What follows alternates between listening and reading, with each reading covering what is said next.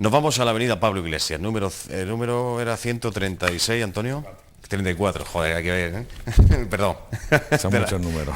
Son muchos números, cara y nombre. Allí está Centro Idealia, un centro que visitamos de vez en cuando, por lo menos desde este plató, aunque, en fin, les debo más de una visita a estos señores.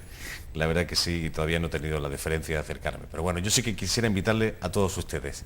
Esta noche hay una charla, da tiempo a ir a la charla y ver el fútbol, ¿eh? Todo da tiempo, porque es a las 8, en un ratito. Y mañana hay una representación teatral que nos va a llevar a la época del gran Sócrates, el juicio de un hombre justo, que es como lo han titulado. Pero vamos con lo primero. El título de la charla coloquio ya es sugerente, dice mucho. No soy creyente, no soy ateo, ¿qué soy? Esa es la pregunta. Bueno, porque cada uno llegue a su propia conclusión. Antonio Burgos, bienvenido, buenas tardes, hombre. Buenas tardes, Joaquín. Es una buena pregunta esta. Ni soy una cosa, ni soy la otra, ¿dónde encajo? ¿Dónde me meto? ¿Eh? Bueno, hemos intentado, como comentábamos antes, siempre buscamos títulos que tengan un interés humano y a las preocupaciones más que sociales del ser humano, más preocupaciones interiores. Y bueno, enfocamos la pregunta así. En realidad creo que es simple. Cuando alguien dice yo soy creyente, en el fondo se está aceptando alguna forma de lo que alguna de las religiones ha dado en llamar Dios, ya sea cristianismo o alguna de las sectas o grupos cristianos, musulmán, judío, budista, etcétera. Le conviene esa imagen de Dios y bueno, dice yo soy creyente en esto.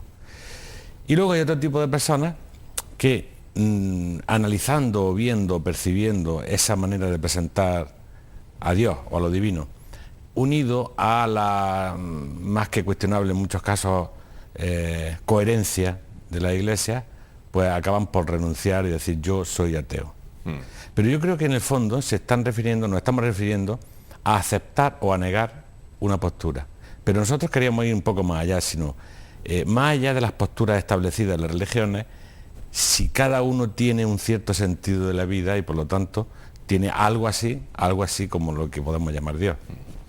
Es curioso que siempre se echa mano de la fe, hablo en términos generales evidentemente, solamente alguna persona en situaciones críticas. Por favor, Dios mío, ayúdame. Pero cuando la cosa te va bien, parece que no te acuerdas tanto, ¿no, Antonio? No sé si esto tiene razón de ser. Yo creo que eso forma parte de la educación que hemos recibido. Cuando no hay una auténtica formación interior desde la cuna, como se suele decir, ¿no? Y entonces siempre la espiritualidad que no han enseñado es una espiritualidad de compraventa, es decir, yo me voy a portar bien para que tú me apruebes el examen, yo me voy a portar bien para no ir al infierno, yo me voy a portar bien para ir al cielo, yo me voy a portar bien para que esta mujer me quiera. Pero no hay un criterio interno, siempre, sino es una especie de compraventa. Yo te doy esto y tú me das esto, Dios, ¿no? Entonces, desde ese espíritu, de esa formación, es normal que la gente huya de la compraventa y entonces cuando vive a lo que da y cuando tiene problemas, pues se acuerde de alguna cosa, creo. Yo siempre me he preguntado, creo que esto lo hemos hablado en alguna ocasión contigo, pero en fin, lo sacamos de nuevo ya que estamos hablando de esta historia. La necesidad que ha tenido el ser humano a lo largo de su historia de creer en algo, en alguien, en los diferentes dioses que ha habido repartidos por diferentes culturas. ¿Esto de dónde viene? ¿Por qué? ¿Esto por qué? A mí siempre lo hemos también hablado en alguna ocasión, cuando hablamos de algo, yo creo que lo primero que teníamos que hacer es ponernos de acuerdo a qué nos estamos refiriendo. Claro. O sea, si a mí alguien me pregunta, ¿crees en Dios? Yo diría un momento, ¿tú qué entiendes por Dios? Eso sería un debate previo.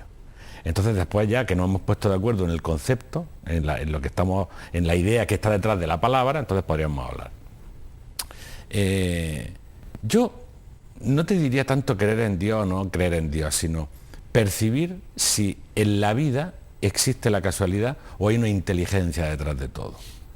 Es decir, más que aceptar el dogma de algún libro o de alguna religión, yo creo que cada ser humano, con ese filósofo que nos habita y que duerme, tenía que mirar la vida, mirar la naturaleza y decir, bueno, todo esto que yo percibo puede ser fruto de la casualidad. Somos el único ente inteligente en el universo entero y la naturaleza es fruto del azar o hay un designio, una finalidad, hay una inteligencia detrás de los fenómenos naturales, del orden exquisito que percibo en la naturaleza. Yo creo que tenemos que partir de ahí. No del Corán, no de la Biblia, no de cualquiera de los libros sagrados, sino de una observación desprejuiciada de la vida. Yo creo que cuando hacemos una observación natural y desprejuiciada de la vida, de alguna manera surge, aquí falta algo. O sea, aquí falta quién ha puesto las leyes, ¿no? Como diría Sheldrake, si el universo está ordenado, tiene que haber un ordenador. El problema está en que la imagen que dan las religiones, las determinadas confesiones de ese ordenador, es tan pequeñita, es tan estrecha, sí. es simplemente una proyección de lo humano y a veces no de lo mejor de lo humano, porque son dioses que se cabrean, que se ponen a favor, que se ponen en contra, que se enamoran de esta. Luego hablaremos si quieres de Sócrates, que eso es lo que criticaba, ¿no? Entonces es el concepto, pero la observación desprejuiciada del hombre, más allá de las religiones, yo creo que hace falta comprender ese sentido. Entonces ahí viene implícito la idea de vamos a llamarle Dios. Un último apunte, una pregunta que, en fin, no sé si se va a poner encima de la mesa de esta charla coloquio. Repito, es a las 8 de la tarde, esta misma tarde en el Centro Idealia. No soy creyente, no soy ateo, ¿qué soy? Es como la han llamado. Dice, ¿debo profesar una religión para percibir a Dios? Me parece muy acertada, ¿no? O sea, tienes que estar dentro de algún grupo para que Dios se ponga en contacto contigo. No lo creo. De hecho, yo te diría que lo que llamamos espiritualidad, y eso es algo que se viene trabajando en los últimos 50 años muy bien, lo que podemos llamar espiritualidad, que siempre está asociada a las religiones, no está, es algo connatural al ser humano. O sea, la búsqueda de la trascendencia, la necesidad de una explicación del destino, de la vida, de la muerte, del amor, de las cosas fundamentales, es una necesidad. Entonces, lo que ocurre es que las religiones se han encargado de trabajar con eso. Históricamente, parece ser que cuando habla de espiritualidad, de Dios, de vida después de la muerte o de trascendencia, te estás refiriendo a lo religioso, pero yo creo que el gran enemigo de todas estas preguntas fundamentales del hombre son las religiones dogmatizadas y estrechas. Entonces, no creo que haya falta tener una religión para tener una forma de espiritualidad o de concepción de la trascendencia. Claro. Bueno, entre otras cosas, se va a hablar de esto que estamos prácticamente resumiendo. Esto para esta tarde de viernes, pero para mañana vamos a la antigua Grecia a hablar de Sócrates y de un juicio histórico, se podía incluso calificar así, ¿no? Yo creo que Quisiera sí. recordar, Sócrates fue enjuiciado y condenado por los tribunales del gobierno democrático de Atenas bajo el cargo de corromper a los jóvenes y falta de creencia en los dioses. Efectivamente. Ahí está la clave de la cuestión. Enlazando una cosa con otra, ¿no? Es que estamos prácticamente hablando de lo mismo. Estamos en lo mismo. Y lo enjuiciaron y lo mataron. Y le quitaron la vida. Pero bueno, es muy curioso. En realidad, él se quitó la vida por no contradecir lo que había vivido toda la vida. Él creía en la ley. Lo que no creía era en los legisladores, pero en la ley natural sí creía. Y él creía en la ley que estaba detrás de todo lo que había hecho el resurgir increíble de Atenas. Entonces a él lo condenan con las cosas funcionaban así en aquel momento. A él lo condenan, pero todo el mundo quería que se escapara. Todo el mundo quería, sí, porque sabían que era un hombre bueno. Claro. Lo que pasa es que era un hombre incómodo. Era muy incómodo, era un tábano. Que decía lo que pensaba. Claro, tú imagínate que teníamos una Grecia donde había una democracia, donde había una oligarquía disfrazada de democracia. Si nos venimos 2500 años para acá... ¿Algo parecido a lo que... Yo creo que es lo mismo que tenemos ahora. Y entonces, de alguna manera, Sócrates era un antisistema. O sea, respetaba las leyes, pero el sistema decía, esto no funciona. La democracia esta, lo que está pasando es que a la gente se la manipula, se le hace creer cosas para que vote lo que tú quieres. Y estaba en contra de eso. Entonces, ¿qué hacía nuestro amigo Sócrates? Se dedicaba a hablar por las plazas con los jóvenes y le decía, no le hagáis caso a los políticos, no sigáis las normas de ellos, no seáis corruptos como ellos, no busquéis el beneficio que os puede dar la ley, sino el beneficio de la ley para todos la misma. Esa era la acusación de corromper a la juventud que le hicieron a Sócrates. Fíjate. Porque simplemente le decía, no seáis como vuestros mayores. Pensar por vosotros mismos. Pensar por vosotros mismos. Pues claro, una democracia en la que no está formado el pueblo no tiene un criterio realmente formado para decir, en base a un estudio, en base a un criterio individual, yo elijo esto, por esto, por esto y por esto, y luego le pediré, sino que simplemente hay una serie de manipulaciones y el voto se mete a tonta y a loca. Eso es lo que Sócrates decía, que eso no podía ser, que es una forma de manipulación.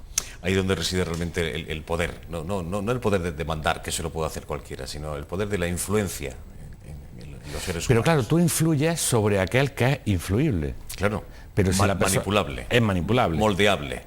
Exacto, pero si tú te has preocupado de formar generaciones auténticas, gente despierta, y los colegios, en lugar de meterle un montón de prejuicios en la cabeza, enseñaran a reflexionar a la gente joven, a reflexionar, a pensar por sí mismos, habría una auténtica democracia. Mientras eso no ocurra, tenemos lo mismo que... Pero lo que pasa es que a los de arriba no les interesa. Eso no interesa. En absoluto. En absoluto, pero no ahora, sino en la época de Sócrates. O sea, la actualidad de Sócrates... Estamos hablando 399 a.C. Claro, hace 2400 años, 2400 años. Es decir, el fenómeno humano es el mismo. No importa, lo que pasa es que allí estaba circunscrito a una ciudad que tendría 80, 90.000 habitantes entre todos, y aquí estamos hablando ya de una aldea global, donde son millones y millones y millones, miles de millones. Pero el problema era el mismo, es decir, yo voy a manipular a la gente para que haga lo que yo quiera. Y fíjate tú, la otra acusación de Sócrates, una era la política, que le decían, corrompe a la juventud porque no estás permitiendo que sean lo que nosotros queremos que sean, ¿no? Pero es que luego estaba la religión. Claro. Y la religión... Falta de creencia en los dioses. También le atacaba, pero claro, él creía en los dioses. Él creía en las leyes. Pero él decía, pero es que los dioses que me ofrecéis son ridículos. Yo en esos dioses no puedo creer. Yo creo en la inteligencia que hay detrás de la naturaleza.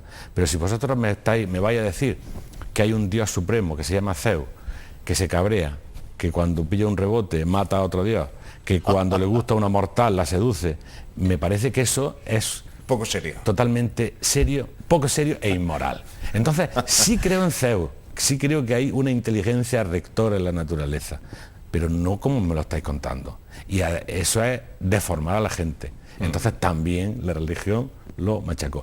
Y hay otra cosa muy curiosa. Él decía, yo en realidad sigo mi daimon. Creía que se estaba inventando un dios nuevo. Y el daimon de Sócrates era la voz de su conciencia. Es decir, yo sigo la voz de mi conciencia, que me castiga cuando hago las cosas mal y me orienta para que haga las cosas bien. Eso lo llamaba él el daimon, ¿no? El daimon interior, que todos lo tenemos. Todos lo tenemos, efectivamente. Y entonces, imagínate tú qué espectáculo le montaron cuando decían que se estaba inventando nuevos dioses, ¿no? Un dios que se llamaba daimon. Entonces es complejo, pero... A esa voz interior hay que darle un poco más de volumen, incluso ampliarla, amplificarla. Yo creo que sí, yo creo que sí. No iría mucho mejor. A veces que hemos hablado de la reencarnación, me da la impresión que alguien se está reencarnando en Sócrates actualmente. Alguien que está surgiendo así un poco de la nada y diciéndole al personal, esto no puede seguir así, hay que cambiarlo de alguna forma, ¿no? Yo creo que el espíritu de Sócrates o la idea de Sócrates, bueno, primero Sócrates lo conocemos por Platón, seguramente ni lo conoceríamos, ¿eh? ¿Discípulo?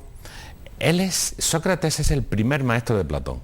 Quiere decir, Platón discípulo de Sócrates. Exactamente.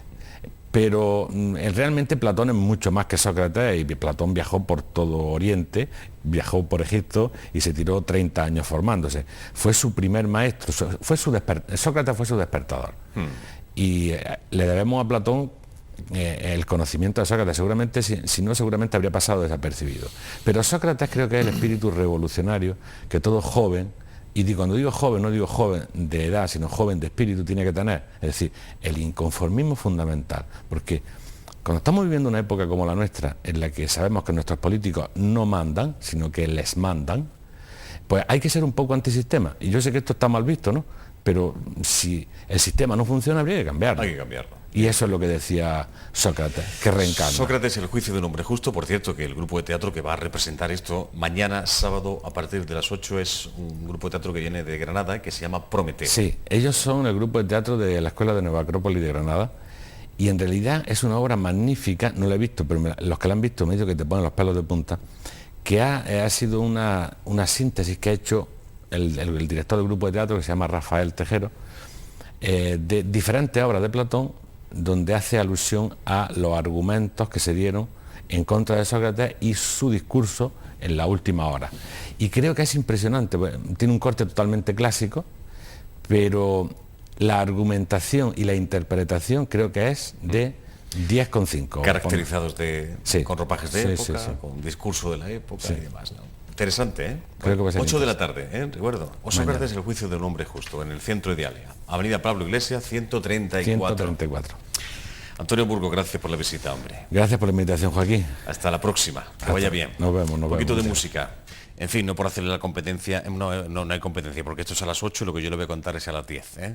Salen de ver la representación de este juicio de la vida de Sócrates para acercarse a clase ya, por ejemplo, si le gusta el mundo del jazz. ¿Te gusta la música jazz, Antonio? Sí, sí, sí. Fantástica, ya lo creo. Víctor de Diego Trío. Mañana a partir de las 10 presentan ese sexto trabajo discográfico